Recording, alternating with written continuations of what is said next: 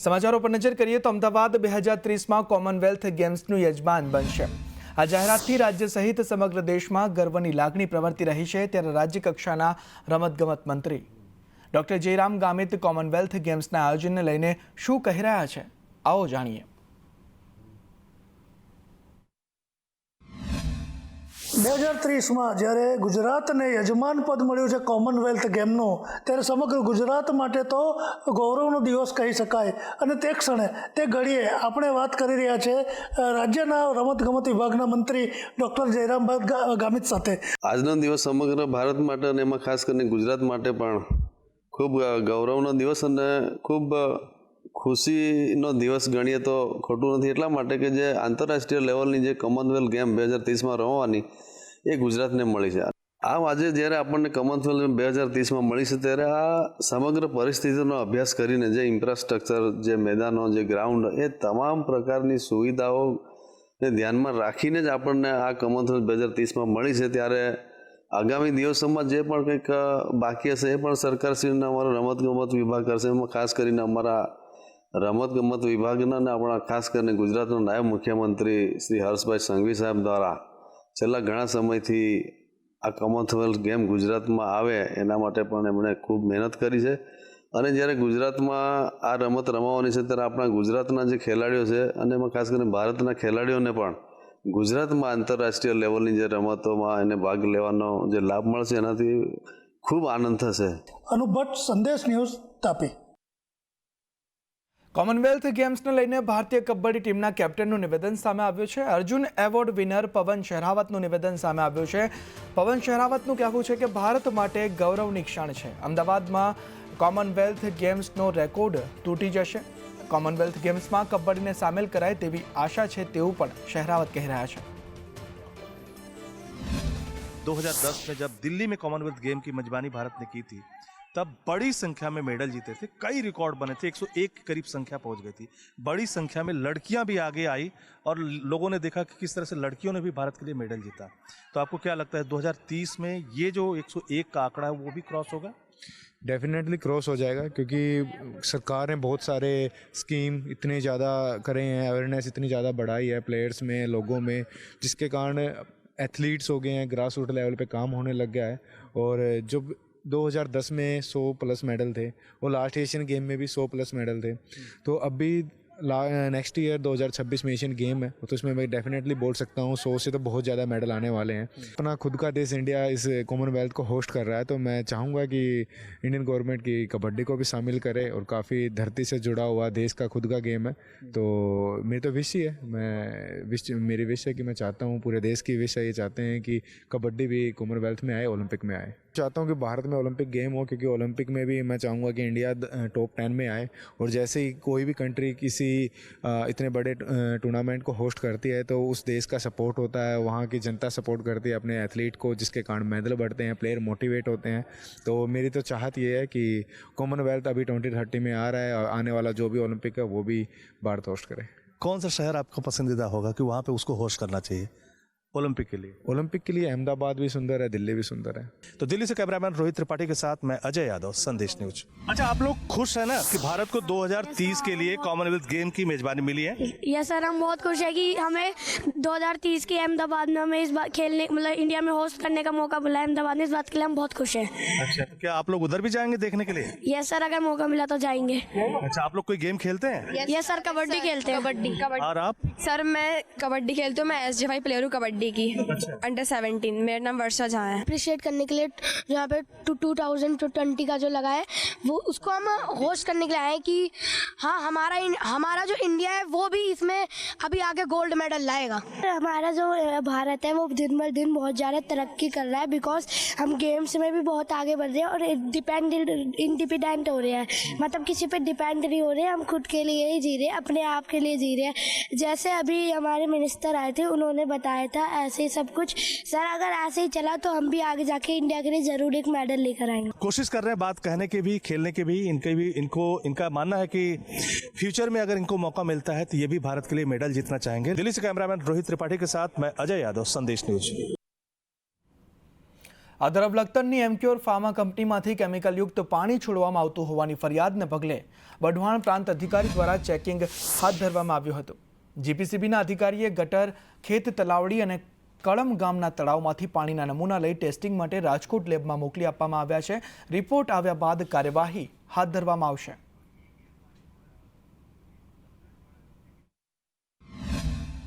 કડુથી કળમ road ઉપર એમક્યોર નામની એક ફાર્માસ્યુટિકલ કંપની આવેલી છે.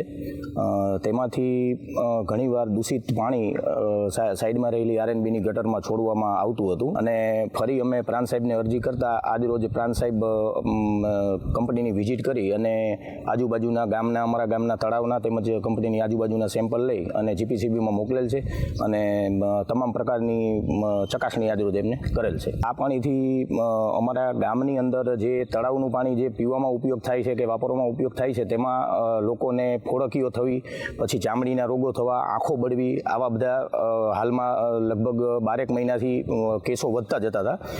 કંપનીમાં રહેલ એસટીબી પ્લાન્ટ, ઈટીબી પ્લાન્ટના વોટર ફાઇનલ વોટર આઉટલેટના સેમ્પલ લેવામાં આવેલ છે.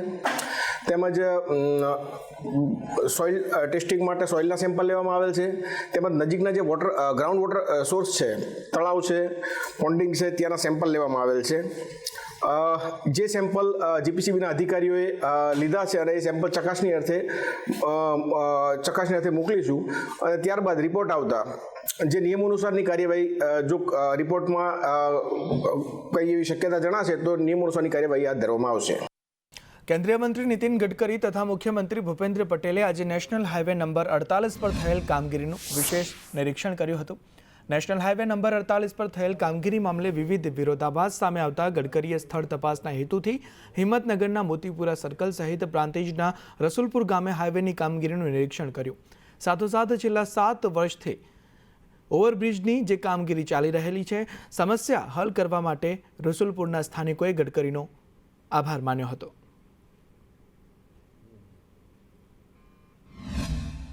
રસુલપુર ગામમાં આનંદનો દિવસ છે, કારણ કે અમારી વર્ષો જૂની માગણી હતી, 2018થી સતત ચાલુ હતી. અહીંયા 5-10 હજાર માણસની વસ્તીની અવરજવર છે, તો વર્ષો જૂની માગણીના કારણે બ્રિજ મંજૂર થતો ન હતો. તો સાંસદ શ્રીમતી શોભનાબેન બારૈયા દ્વારા નીતિન ગડકરી સાહેબને રજૂઆત કરવામાં આવી, તો ધારદાર રજૂઆતને કારણે બ્રિજ મંજૂર થયો અને સૌ ગ્રામજનો હર્ષની લાગણી અનુભવે છે. ઓવરબ્રિજ બનાવવા માટે અમે વર્ષોથી લગભગ 2018થી માંગણી કરી હતી પણ કોઈ સાંભળ્યું નહોતું અત્યાર સુધી. અમારા નવા એમપી શોભનાબેન આવ્યા, એમને નીતિનભાઈ ગડકરી સાહેબને રજૂઆત કરી અને એમને અત્યારે હાલમાં અમારા નવીન બ્રિજ માટેનું નવું બજેટમાં પાસ કર્યું છે. મોટી જંગી રકમ પાસ કરી અહીંયા બ્રિજ બનાવવાનું નક્કી કર્યું છે. તો ગામ લોકો વતીથી હું એમપી સાહેબ અને નીતિન ગડકરી સાહેબનો ખૂબ ખૂબ આભારી છું અને ખૂબ ખૂબ આભાર માનું છું. અમારે નીતિન ગડકરી સાહેબનો આભાર માનું છું કે એમણે બ્રિજ અમને પાસ કરી આપ્યો. અમને બહુ તકલીફ પડતી હતી, બધા ખેતરે જવાનું, રોડ ક્રોસ કરવાનું અને સ્કૂલોને આવવા જવાના છોકરાને શમશાન માટે બહુ જ અમને તકલીફ પડતી હતી. કેન્દ્રીય પરિવહન મંત્રી નીતિન ગડકરી ગુજરાતના પ્રવાસે છે, ત્યારે નેશનલ હાઈવેનું નીતિન ગડકરીએ નિરીક્ષણ કર્યું. મુખ્યમંત્રી ભૂપેન્દ્ર પટેલ પણ ત્યારે ઉપસ્થિત રહ્યા હતા. હિંમતનગરના મોતીપુરાથી ગાંધીનગર વચ્ચે નિરીક્ષણ કરવામાં આવ્યું. મુખ્યમંત્રી ભૂપેન્દ્ર પટેલ સાથે સમીક્ષા બેઠક પણ નીતિન ગડકરીએ કરી. ગુજરાતમાં નેશનલ હાઈવેની સ્થિતિ પર સમીક્ષા કરવામાં આવી. આ બેઠક યોજવામાં આવી છે કેન્દ્રીય રોડ પરિવહન મંત્રી નીતિન ગડકરી દ્વારા સીએમ ભૂપેન્દ્ર પટેલ સાથે.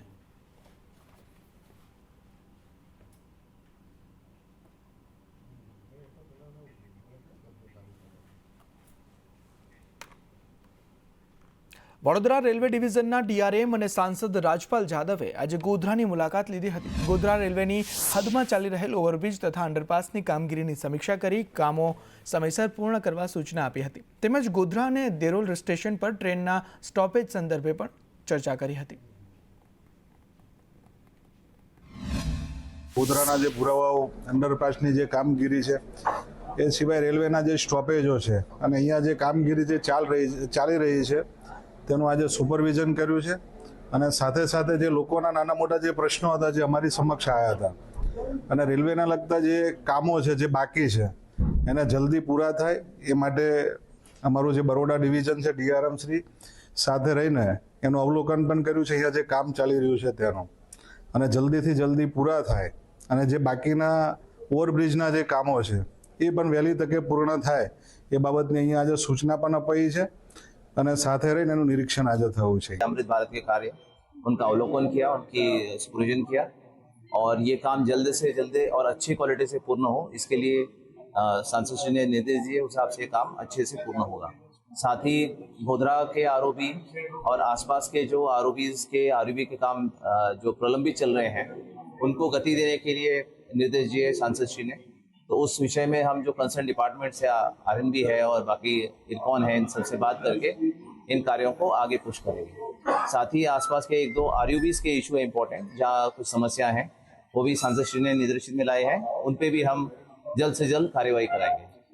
और साथ ही सर ने कहा है कि कुछ गाड़ियाँ कोरोना के काल में रुकी हैं, तो कुछ जो महत्वपूर्ण ट्रेन का एडिशनल स्टॉपेज यहाँ गोधरा में, डेरोल में ये देने के लिए प्रयत्न करने के लिए उनके निर्देश पे हम भी प्रयत्न करेंगे और सांसद श्री के प्रयत्न से हमें उम्मीद है कि इसमें कुछ हमें पॉजिटिव रिजल्ट्स मिलेंगे।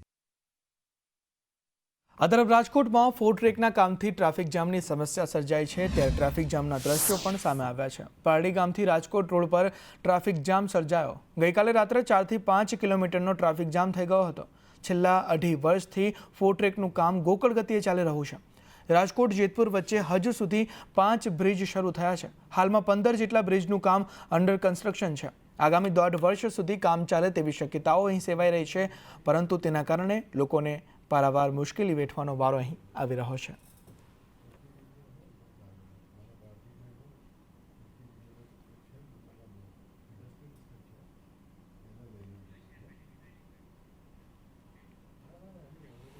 જામનગરના નવા નજરાણા એવા ઓવરબ્રિજને ખુલ્લો મૂક્યાને 24 કલાક પણ વીત્યા નથી, ત્યાં તો બ્રિજની દિવાલો પાન મસાલાની પિચકારીઓથી રંગાયેલી જોવા મળી રહી છે। વાત જાણે એમ છે કે સૌરાષ્ટ્રના સૌથી મોટા ઓવરબ્રિજનું લોકાર્પણ કરતા જ જામનગરવાસીઓ બ્રિજ જોવા ઉમટી પડ્યા હતા। જ્યાં લોકોએ બ્રિજ પર જ્યાં ત્યાં પાનની પિચકારીઓ મારી હતી, ત્યારે શહેરની આગવી ઓળખ સમા ઓવરબ્રિજ પર ગંદકી જોઈ જામનગર મ્યુનિસિપલ કમિશનરે બ્રિજ પર ગંદકી ન કરવા શહેરીજનોને અનુરોધ કર્યો છે। 24 કલાકની અંદર પણ આપણે એ બાબતને જાળવી શક્યા નથી અને જે બ્રિજ છે એની પેરાપેટ પર ઠેર ઠેર પાનની પિચકારીઓ જોવા મળી છે। કોઈ પણ સારી નવી સગવડ હોય એને આપણે એન્જોય ચોક્કસ કરવી જોઈએ, પણ એને બગાડવી એ હું માનું છું કે શહેરના હિતમાં નથી, કારણ કે તમે જેટલી બગાડશો એટલું જ એને મેન્ટેન કરવાનો એક વધારાનો ખર્ચ આવશે। એટલે આપ લોકો સમજી શકો છો કે કોર્પોરેશનને જો કોઈ વધારાનો ખર્ચ કરવાનો થશે તો એ કોર્પોરેશન પર પૈસા ક્યાંથી લાવશે। આ તરફ નવસારીમાં મ્યુનિસિપલ કમિશનરે રોડની ગુણવત્તા તપાસી। કમિશનર દેવ ચૌધરીએ રોડ સરફેસિંગની કામગીરી તપાસી છે। રિસરફેસ કરાયેલા રોડમાંથી બ્લોક કાઢી તપાસ કરવામાં આવી। રોડની ગુણવત્તા તપાસવા લેબ ટેસ્ટ પણ કરવામાં આવશે। રિપોર્ટમાં ક્ષતિ જણાશે તો કોન્ટ્રાક્ટર સામે કાર્યવાહી કરવામાં આવશે।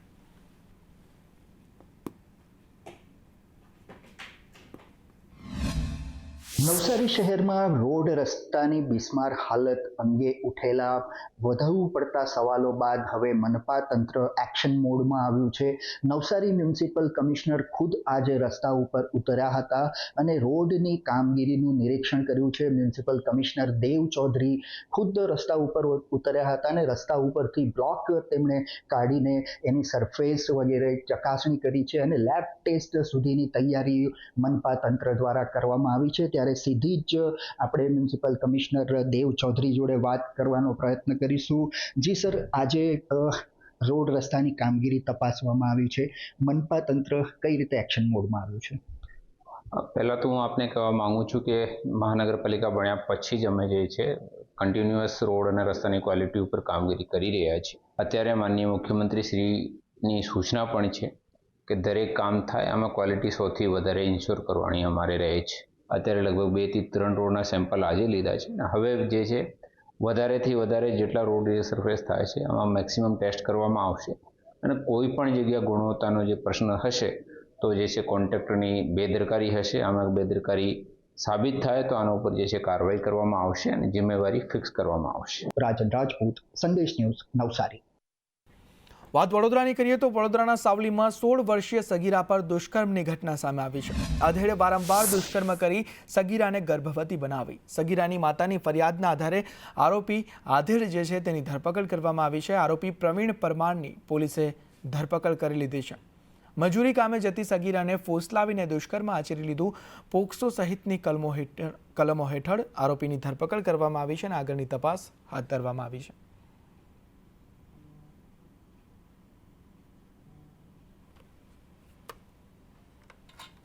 આ તરફ ભરૂચના નંદેલાવ રોડ પરની સોસાયટીમાં રાજસ્થાની રસોઈયાની હત્યાના કેસમાં પોલીસે આરોપી કમલા પ્રસાદ ઉર્ફે રાજુની ધરપકડ કરી ઘટનાનું રિકન્સ્ટ્રક્શન કર્યું હતું. હત્યારાઓએ લૂંટના ઈરાદે રસોઈયાની ચામાં ઘેનની ગોળી નાખી તેને બેભાન કરી ઠંડા કરે છે તેની હત્યા કરી નાખી હતી.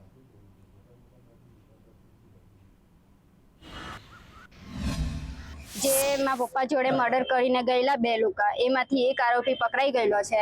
એ મારા પપ્પાને મોંમાં બટાકું નાખીને ચા કેટલી 2 કે 3 વાર લોકોએ પીરાવીને ને આરોપી આજે પોલીસવાળાએ પકડી નાખ્યો છે.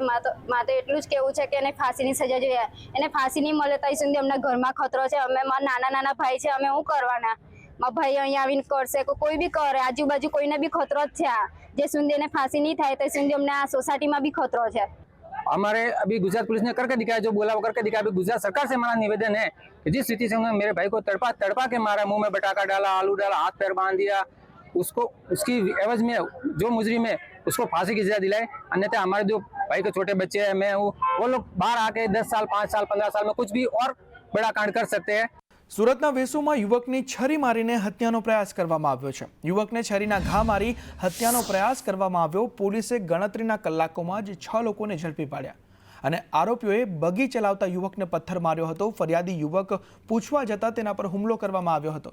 યુવક ગંભીર રીતે ઈજાગ્રસ્ત થતા તેને સારવાર માટે ખસેડવામાં આવ્યો હતો અને પોલીસે જે આ 6 આરોપીઓ ઝડપ્યા તે આરોપીઓનું ઘટના સ્થળે લઈ જઈ રિકન્સ્ટ્રક્શન કરવામાં આવ્યું છે.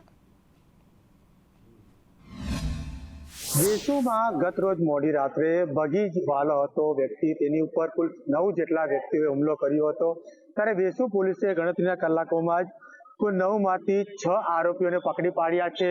હાલ તમામ આરોપીઓને પોલીસે ધરપકડ કરી તેમની પંચનામું અને રિકન્સ્ટ્રક્શન કરી રહી છે. કઈ રીતે સમગ્ર બનાવને અંજામ આપ્યો હતો, એક પુરાવાઓ પોલીસ જે છે તેમની પાસે એકત્ર કરી રહી છે. હાલ પોલીસ તેમને બનાવ સ્થળે લાવીને એક બાબતોનું જે છે પુરાવો એકત્રિત કરી રહી છે. મહત્વની બાબત એ છે કે આ બનાવની વાત કરવામાં આવે ત્યારે બગીવાલા જે હતો યુવક, ત્યારે તેમના પર કોઈ પથ્થરમારો કર્યો હતો. ત્યારબાદ એ પથ્થરમારામાં તે યુવકોને પૂછવા જતા તેમનો હુમલો કરવાનું સામે આવ્યું છે. હાલ સમગ્ર બાબતે પૂછવાનું, સાહેબ કયા મામલે લઈને આ લોકોએ બગીચા લોકો હુમલો કર્યો? એક માણસ હતા ફરિયાદી, એમને ફરિયાદીને મારેલા, જે પથ્થર માર્યો હતો. ત્યારબાદ પથ્થર માર્યા પછી જેના બીજા મિત્રો છે એને બધા ભેગા થઈને એ બીજા પર જે ફરિયાદી પર હુમલો કર્યો હતો. ટોટલ 8 ઘા મારેલા છે અને સારવાર હેઠળ અંદર છે. અત્યારે હોસ્પિટલમાં દાખલ છે અને આગળની સારવાર ચાલુ છે. જે રીતે વાત કરવામાં આવે આરોપીઓ અને જે ફરિયાદી બગીવાલા છે તે એકબીજાને ઓળખતા પણ ન હતા, પરંતુ ઇન્સ્ટન્ટ આ બનાવ બન્યો હતો. બનાવ બન્યા બાદ જે રીતે ઘટના બની હતી, આ જેટલા લોકો પકડાયેલા આરોપીઓ છે તેમના દ્વારા જે છે બગી ચાલકને માર મારવામાં આવ્યો હતો. તેની ઉપર ચાકુથી હુમલો કરવામાં આવ્યો હતો, જેથી તેઓ જે યુવક જે છે બગીવાલો તે ખૂબ જ ગંભીર રીતે ઇજાગ્રસ્ત થયો હતો. બનાવની જાણ થતાં જ જે પોલીસનો કાફલો અહીં આવી પહોંચ્યો હતો. હાલ પોલીસે ગણતરીના કલાકોમાં તમામ આરોપીઓની ધરપકડ કરી આગળની કાર્યવાહી હાથ ધરી છે. તે ઉપરાંત તમામ આરોપીઓને હાલ પોલીસે બનાવ સ્થળે લઈ આવીને પંચનામું કરી રહી છે. એક પુરાવા પોલીસે એકત્રિત કરી રહી છે. કઈ રીતે સમગ્ર બનાવને અંજામ આપ્યો હતો, પૂરા પંચનામું કર્યા બાદ હાલ પોલીસે નામદાર કોર્ટમાં રજૂ કરી તમામ આરોપીઓના રિમાન્ડ પણ મેળવવાની પ્રક્રિયા હાથ ધરશે. કેમેરામેન ભૂષણ ચૌધરી સાથે જયેન્દ્ર પાંડે, સંદેશ ન્યૂઝ, સુરત. આ તરફ સરકારી ટેન્ડરોની લાલચ આપી વેપારી સાથે છેતરપિંડી કરવામાં આવી છે. આરોપી નીરવ દવે ઇન્ફોસિટી પોલીસ સમક્ષ હાજર થયો. નીરવ દવેના પુત્રની પણ પૂછપરછ કરાઈ હતી. વેપારીઓને ગુજરાત ટુરિઝમના ટેન્ડરની લાલચ આપતો હતો.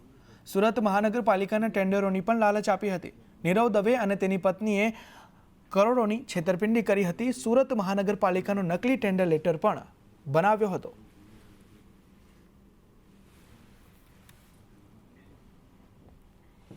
એસીબી દ્વારા આવક કરતા વધુ સંપત્તિનો જે કેસ છે તેમાં આરોપી નિપુણ ચોકસીનું નિવાસસ્થાન ખાલી જોવા મળ્યું છે. બપોર બાદ પરિવારના સભ્યો ગેરહાજર થયા. નિપુણ ચોકસી 2021માં લાંચ લેતા ઝડપાયા હતા. સર્વ શિક્ષા અભિયાનમાં સ્ટેટ પ્રોજેક્ટ ઓફિસર હતા. આરોપીના 3 લોકરમાંથી 2.75 કરોડ રોકડ મળી હતી. આવક કરતાં 62% વધુ મિલકત મળી આવી હતી.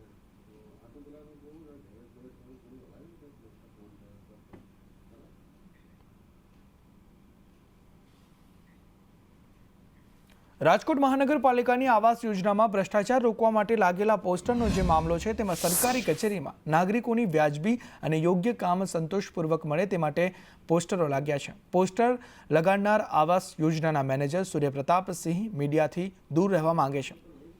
ભ્રષ્ટ તંત્ર સામેની લડાઈ, અન્ય વિભાગોમાં થતી ભ્રષ્ટ કામગીરી માટે આ બેનર અને આવાસ યોજનાના અધિકારીઓ કર્મચારીઓની કામગીરી મુશ્કેલી ઊભી કરે તેવી આ બેનરો અહીં જોવા મળી રહ્યા છે. ભ્રષ્ટાચારને લઈને સરકારી વિભાગ હંમેશા બદનામ રહે છે. ભ્રષ્ટાચારની વાતને લઈને કે બધી ફરિયાદને લઈને રાજકોટ મહાપાલિકાનું તંત્ર હંમેશા ચર્ચાઓમાં હોય છે, પરંતુ રાજકોટ મહાપાલિકાના જ આવાસ યોજના વિભાગની અંદર લાગેલા કેટલાક પોસ્ટરોએ ભ્રષ્ટાચારને લઈને નવી ચર્ચાઓ જગાવી છે. આ વિભાગના મેનેજર સૂર્યપ્રતાપસિંહે આ પ્રકારના પોસ્ટર લગાવ્યા છે ને તેને લઈને તેઓ ચર્ચાઓમાં આવ્યા હતા. લાંચ રૂશ્વતની ઓફર ના કરવી, તગડો પગાર મળે છે, હું મારું કામ નિષ્ઠાપૂર્વક કરું છું, આ પ્રકારના પોસ્ટરો લગાવીને આ વિભાગની અંદર ભ્રષ્ટાચાર ઝીરો હોવાની વાત તેમના દ્વારા કરવામાં આવી છે. સવાલ એ ઉઠી રહ્યો છે કે આટલી મોટી વાત કરવા છતાં પણ સૂર્યપ્રતાપસિંહ મીડિયાની સામે કેમ નથી આવતા. એટલું જ નહીં, પરંતુ રાજકોટ મહાપાલિકાના અલગ અલગ વિભાગ છે તેની અંદર હંમેશા ભ્રષ્ટાચાર અથવા તો ગેરવહીવટને લઈને નાગરિકોની ફરિયાદ હોય છે. ત્યારે આ વિભાગની અંદર નાગરિકોનું કોઈ ફરિયાદ ના રહે એટલું જ નહીં, પરંતુ નાગરિકો છે એમને પોતાનું કામ સંતોષપૂર્વક મળી રહે એ પ્રકારની વાત સાથેના પોસ્ટરો એ ચર્ચા તો જગાવે છે. કેમેરામેન વિપુલ બોરીચા સાથે મયુર સોની, સંદેશ ન્યૂઝ, રાજકોટ. વેરાવળ પુલ પર બનેલી એંગલ તૂટી ભારે વાહનોના અવરોધ માટે લગાવેલી એંગલ તૂટી ગઈ છે. ભારે વાહનો પર પ્રતિબંધ મુકાતા આ એંગલ લગાવવામાં આવી હતી તે એંગલ જ તૂટી ગઈ છે. પ્રતિબંધ હોવા છતાં ભારે વાહનો પસાર થતા આ એંગલ તૂટી પડી. એંગલ તૂટતા સુરત નવસારી રોડ પર ટ્રાફિક જામના દ્રશ્યો જોવા મળ્યા.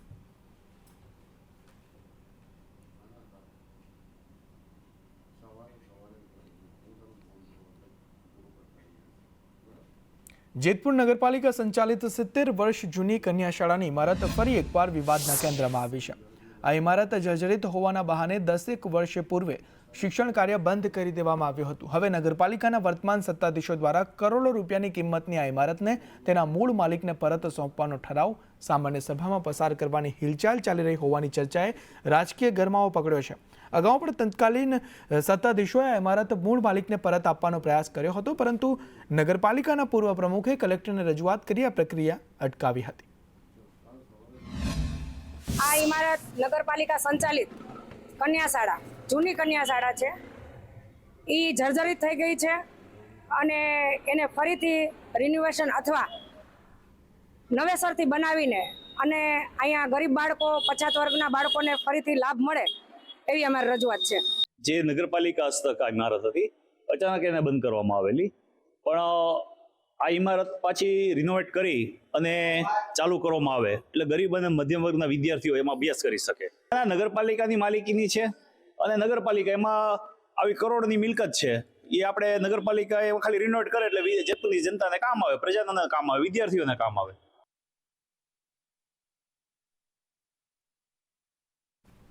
હાલ અત્યારે પૂરતા જોઈએ તો અત્યારે નગરપાલિકા દ્વારા ફરીથી સ્કૂલ શરૂ થાય એ બાબતના પ્રયત્નો થતા નથી. ડિસિઝન મેકિંગ નિર્ણય છે એ નગરપાલિકા લેવલે કે સામાન્ય સભાની અંદર નિર્ણય થવો જોઈએ. સામાન્ય સભામાં નિર્ણય થયેથી આગળની કાર્યવાહી કરવામાં આવશે. જેતપુર નગરપાલિકા દ્વારા 70 વર્ષ પૂર્વે શહેરની મધ્યમાં અને પ્રાઇમ લોકેશન ઉપર આવેલી આ ઇમારતમાં આજે ભાડાની ઇમારત કરી અને અહીંયા જે પ્રાથમિક શાળા એટલે બાળકો માટેની શાળા શરૂ કરવામાં આવેલી હતી. આ ઇમારતને 70 વર્ષ થતા આ ઇમારત જોઈ શકાય છે કે થોડી ઘણી જર્જરિત થઈ જતા આ વર્ષ 2014માં કોઈ કારણસર આ ઇમારતમાં શિક્ષણ કાર્ય બંધ કરવામાં આવેલું હતું.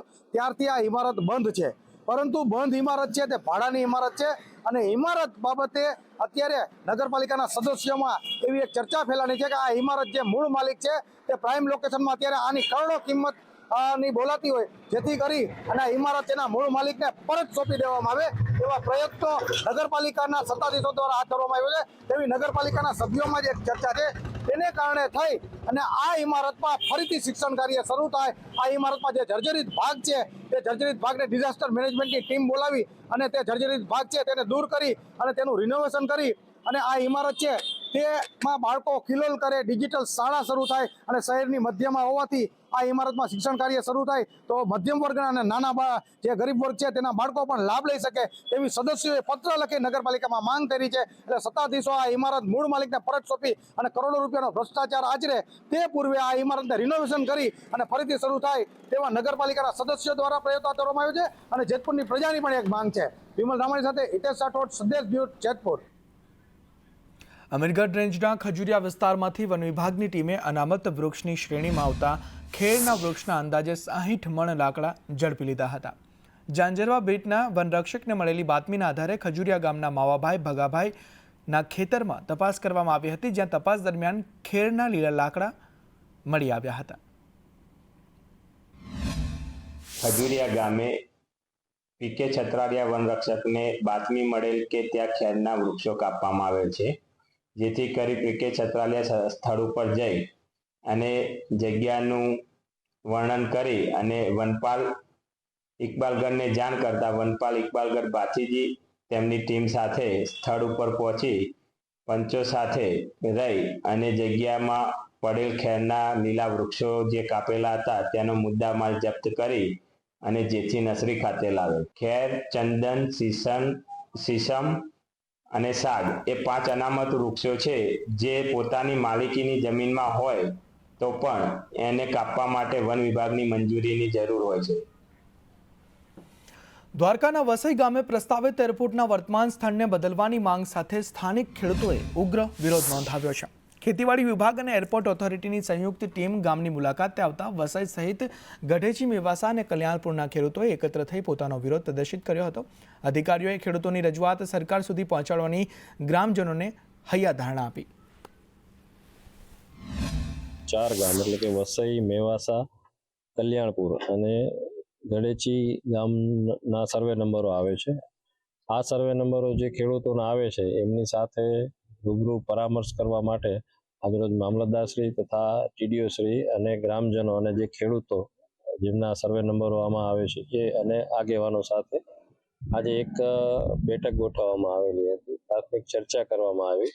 આ ચર્ચામાં ખેડૂતો સાથે ખાસ ચર્ચા થઈ અને એમની અમુક રજૂઆતો હતી. આ રજૂઆતો જે છે એ લેવામાં આવેલી છે અને આ રજૂઆતો આગળ મોકલી આપવામાં આવશે. અધિકારીઓ આજે ખેડૂતનો પહેલો અભિપ્રાય લેવા માટે આજરોજ મિટિંગનું આયોજન થયેલ.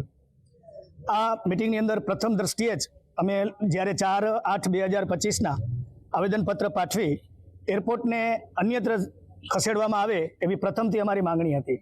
ત્યારબાદ આજના ગવર્મેન્ટના અધિકારીઓ જ્યારે અમારી સાથે ખેડૂત સાથે વાર્તાલાપ થયો ત્યારે વાર્તાલાપના પ્રથમ સંદર્ભમાં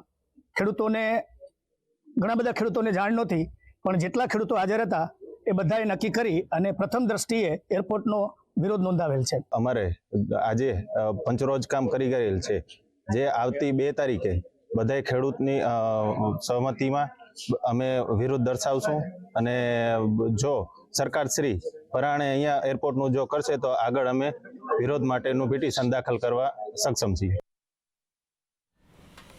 અદ્રાફ અમદાવાદમાં સંવિધાન ગૌરવ દિવસની ઉજવણી કરવામાં આવી. જગદીશ વિશ્વકર્માએ કાર્યક્રમમાં કોંગ્રેસ પર પ્રહાર કર્યા. બાબા સાહેબ ચૂંટણી લડ્યા ત્યારે 73,000 મત રદ કરાવ્યા. બાબા સાહેબના મત રદ કરાવી લોકસભામાં જતા અટકાવ્યા. નામ લીધા વગર જિગ્નેશ મેવાણી પર પ્રહાર કરતા કહ્યું કે સમાજનો ઠેકો લઈને ફરતા લોકોને પૂછજો કે 73,000 મત કોણે રદ કરાવ્યા. 1952ની લોકસભાની ચૂંટણીમાં જાણી જોઈને લગભગ 73,000 જેટલા મત એ રદ કોણે કરાયા? આ એક સવાલ પૂછજો. ત્યારે કોંગ્રેસના મિત્રો તમારા દ્વાર ઉપર આવે અથવા જે લોકો આપણા સમાજના દીકરા કે દીકરીને ગુમરાહ કરવા નીકળે છે અને જે લોકો સમાજનો ઠેકો લઈને ફરી રહ્યા છે એમને વિપક્ષના મિત્રોએ એક વખત પૂછજો કે બાબા સાહેબ આંબેડકરને આ કોંગ્રેસ સરકારે શેના માટે 73,000 મત રદ કરી અને લોકશાહીના મંદિરમાં જતા એ સેના માટે અટકાવ્યા હતા. હવે એક વખત ખાલી સવાલ પૂછો મિત્રો. આજે વિશ્વ માલધારી દિવસ નિમિત્તે સુરેન્દ્રનગરમાં ભવ્ય બાઇક રેલીનું આયોજન કરવામાં આવ્યું હતું. બાઇક રેલી કુંભારપરા ગાય માતા સર્કલથી નીકળી કરમણપરા સ્થિત ઠાકર મંદિર ખાતે સંપન્ન થઈ હતી. રેલીમાં ભરવાડ સમાજના પરંપરાગત રાસ, ગરબા, હોળો, છંદ, દુહા સહિતના લોકગીતો અને લોકનૃત્યોની રમઝટ બોલાવવામાં આવી હતી. આજે વિશ્વ માલધારી દિવસ 26/11 રોજ આજે ગુજરાત આખામાં ઠેર ઠેર જગ્યાએ વિશ્વ માલધારી સમાજની આજે ઉજવણી થઈ રહી છે. ત્યારે આજે સુરેન્દ્રનગર ખાતે કુંભારપરા ગાય માતા સર્કલથી કરમણપરા ઠાકર મંદિર સુધીને આજે અમારે વિશ્વ માલધારી દિવસની બાઇક રેલીનું ભવ્ય આયોજન થઈ રહ્યું છે. ત્યારે આજે અમારા મુખ્ય મહેમાન શ્રીઓ સુરેન્દ્રનગરના આંગણે પધાર્યા છે. ત્યારે અમે આ વિશ્વ માલધારી દિવસની ભવ્ય બાઇક રેલી ઉજવણી કરી અને ગુજરાતને એક સારો મેસેજ દેવા જઈ રહ્યા છીએ કે માલધારી સમાજ ગુજરાતમાં એક છે અને આવનાર સમયમાં પણ એક રહેશે.